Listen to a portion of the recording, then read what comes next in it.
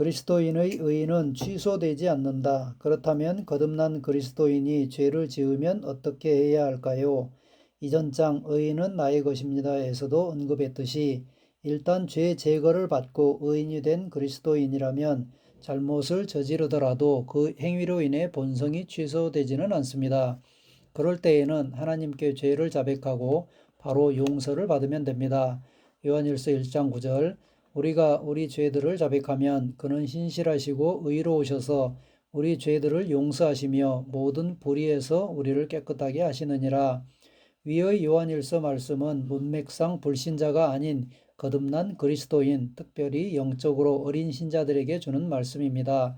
본성은 변화했지만 아직 그 본성을 온전히 풀어내지 못해 잘못된 행동을 저지르는 어린 신자들의 경우 죄를 자백하고 나아가면 신실하고 의로우신 하나님께서 모든 죄를 용서하시고 우리를 깨끗게 하신다는 것입니다. 그러나 이는 많은 그리스도인들이 일반적으로 생각하듯이 우리가 죄를 지을 때마다 하나님 앞에 무릎을 꿇고 사죄를 드리면 그분께서 긍휼히 여기시어 용서를 해주시고 그러면 우리는 다시 깨끗해져서 하나님 앞에 당당해지는 그런 모습을 말하는 것이 아닙니다.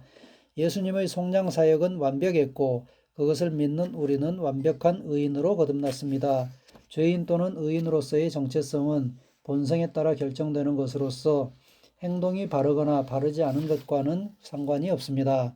그러므로 본성적으로 의인이 된 사람이 잘못이나 죄를 저지른다고 해서 즉시 불의한 자가 되거나 죄인으로 변하는 것이 아닙니다.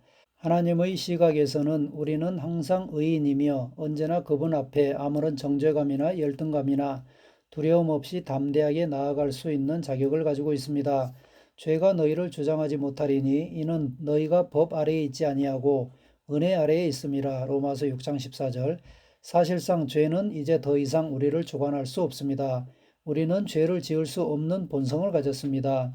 하나님께로부터 태어난 사람은 누구나 죄를 짓지 아니하나니 이는 하나님의 씨가 그 사람 안에 거함이요 또 죄를 지을 수 없는 것은 그가 하나님께로부터 태어났기 때문이라. 요한일서 3장 9절.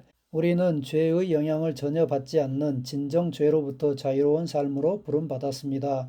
다만 아직 영적으로 어린 자들은 자신이 가진 본성을 인식하지 못하고 여전히 예전의 생각과 습관을 따라 행동함으로써 잘못을 저지를 수 있습니다.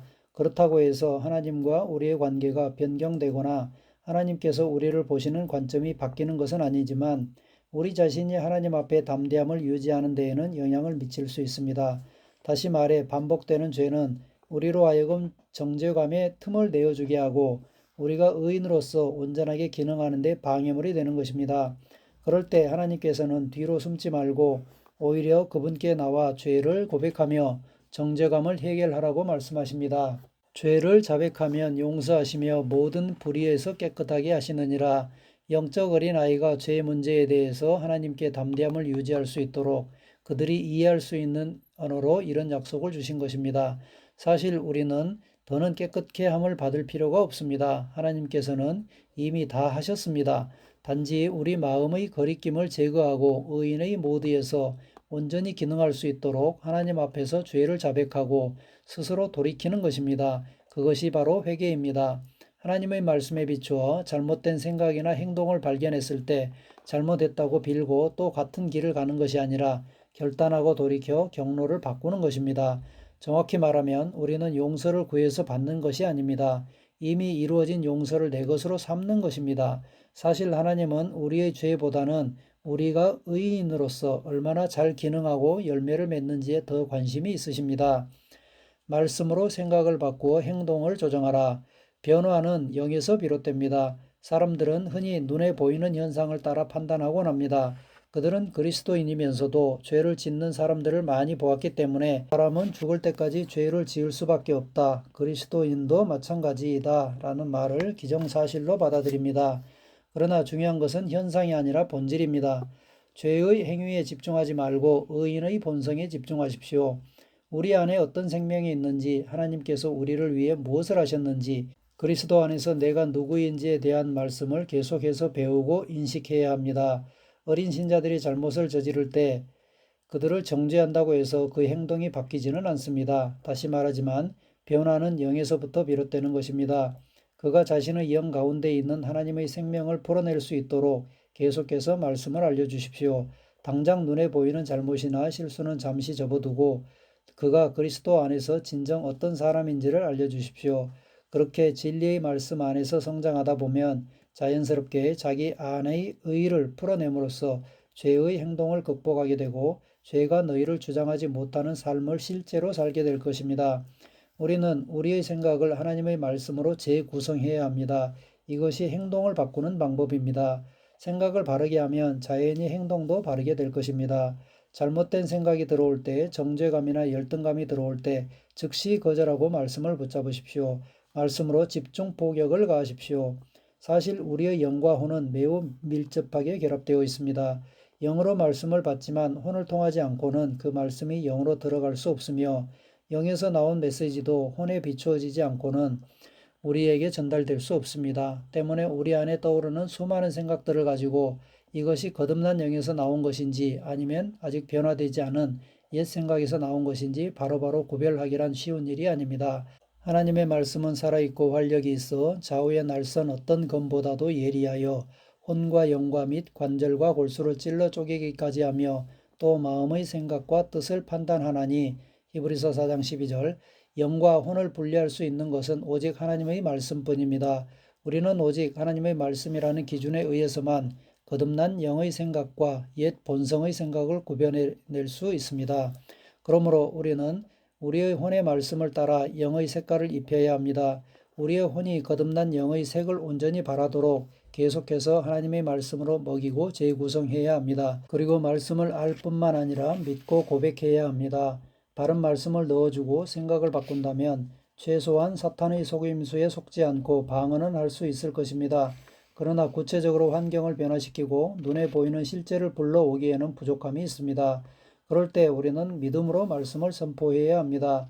우리가 붙잡아야 할 말씀은 무엇입니까? 예수 그리스도의 승리로 말미암아 이루어진 그리스도 안에서 내가 누구이며 무엇을 가졌고 무엇을 할 수 있는지에 대한 말씀, 즉 새로운 피조물이 계십니다. 이 말씀으로 당신의 혼을 끊임없이 포격하십시오. 그리고 그 말씀을 당신의 믿음과 결합하여 담대히 선포하십시오. 그렇게 할 때 당신 안에 있는 의의 본성이 활성화되고 당신의 잘못된 행동들이 교정되며 하나님께서 말씀에서 약속하신 축복들이 당신의 삶에 구체적으로 나타나게 될 것입니다. 고백, 나의 죄는 깨끗이 제거되었습니다. 나는 더 이상 죄인이 아니라 의인입니다. 이제 죄는 나를 주관할 수 없습니다. 나는 하나님에게서 태어났으므로 죄를 지을 수 없는 본성을 가졌습니다. 만일 죄를 지으면 나는 그것을 자백함으로써 정죄감에서 빨리 빠져나옵니다. 제4장 구원은 나의 것입니다. 네 번째 복음의 신조입니다. 구원은 나의 것입니다. 그리스도인은 모든 흑암의 권세를 이긴 자이다. 여기에서 구원, 구출, 해방이란 모든 종류의 흑암의 권세로부터의 해방을 의미합니다. 골로새서 1장 12에서 13절. 우리로 하여금 빛 가운데서 성도의 기업의 부분을 얻기에 합당하게 하신 아버지께 감사하게 하시기를 원하노라. 그가 우리를 흑암의 권세에서 건져내사 그의 사랑의 아들의 나라로 옮기셨으니 우리는 흑암의 권세로부터 건진바 되어 하나님의 사랑의 아들의 나라로 옮겨졌습니다. 즉 이제 마귀는 그리스도인에게 역사할 수 있는 합법적인 권리를 가지고 있지 않다는 뜻입니다. 우리는 사탄을 이긴 자입니다. 허물로 죽은 우리를 그리스도와 함께 살리셨고 또 함께 일으키사 그리스도 예수 안에서 함께 하늘에 앉히시니 에베소서 2장 5에서 6절. 예수님께서 십자가에서 죽으시고 장사되시고 부활하실 때 우리도 그분 안에서 함께 동참하였습니다. 우리는 그리스도와 함께 승리하였고 이제는 함께 하늘에 앉힌 바 되었습니다. 그러나 안타깝게도 여전히 많은 그리스도인들이 사탄의 역사에 대한 두려움을 갖고 있는 것 같습니다. 사실 귀신 들린 사람을 실제로 보았다거나 비슷한 경험담을 많이 접하다 보면 자연스럽게 그런 생각을 하기가 쉽습니다. 저도 사역 초기에 악한 영을 쫓는 경험을 많이 하다 보니 어느새 사탄의 역사를 인정하고 당연한 일로 여기기 시작했던 적이 있었습니다. 그렇다고 사탄의 존재 자체를 부인하거나 그런 현상들은 다 거짓이라는 의미는 아닙니다. 다만 성경에서 말씀하는 바에 주목하고 더 온전한 계시를 취하시기 바랍니다. 사탄은 실제하지만 이제 그들은 법적으로 패배가 선언된 적이며 거듭난 그리스도인에게 아무런 영향력도 행사할 수 없는 존재입니다. 우리는 예수 그리스도와 함께 사탄을 이기고 정복한 자들입니다.